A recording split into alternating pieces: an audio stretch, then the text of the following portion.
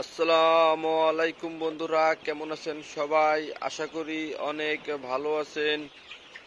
বন্ধুরা, আজকে কিছু পুরাতন খামারিকে নিয়ে ভিডিও তৈরি করলাম। কারণ হচ্ছে বন্ধুরা, যারা এই সেক্টর একেবারে ছেড়ে দিয়েছেন, যারা খামার আগে করতেন এখন খামার করেন না, এখন খামারের কথা শুনলে আপনার অনেকেরই রাগ চলে আসে। এটার কারণ লস খেতে খেতে আসলে এই সেক্টর থেকে অনেকে মুখ ফিরাই নিছে।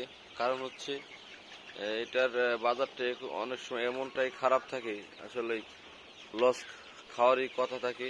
অনেকেই নিঃস্ব হয়ে গেছে এই সেক্টর থেকে।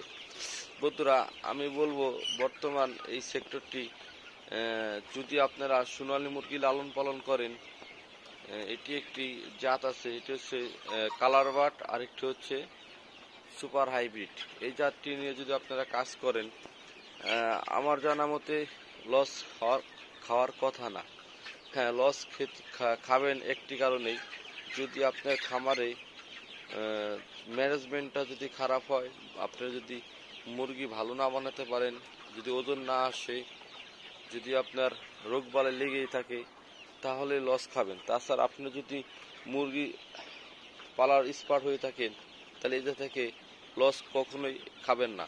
কারণ দীর্ঘ আমি 1 বছর আমি দেখলাম এই কালার বাট আর সুপার হাইব্রিড লালন পালন করে দেখলাম, এটা আপনি 45 থেকে 50 দিনের ভিতরেই খুব ভালো ওজন চলে আসে।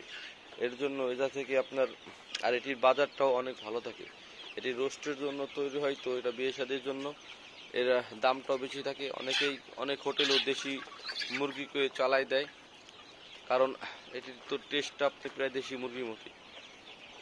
এর জন্য বলবো, আপনারা যদি খামার করেন তাহলে অবশ্যই কালার বাট বা সোনালী সুপার হাইব্রিড, এই দুটো জাত দিয়ে যদি আপনারা করেন, যদি ম্যানেজমেন্ট আপনার খামার যদি ভালো হয়ে থাকে, দেখা হলো আপনার খামারের মধ্যে গ্যাসটা হয় না।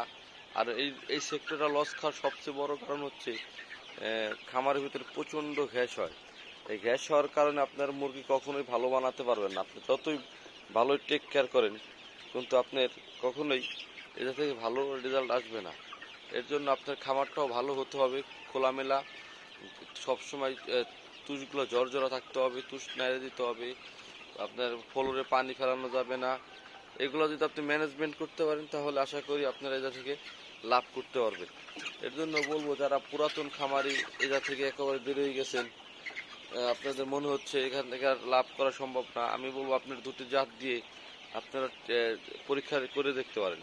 কারণ এটা 45 থেকে 50 দিনের মধ্যে আপনার প্রায় 900+ কেজি টার্গেট খাওয়ায়, প্লাস 900 950 1 কেজি বানানো সম্ভব, যেটা আপনি কিছুদিন পারলে আপনি বুঝতে পারবেন।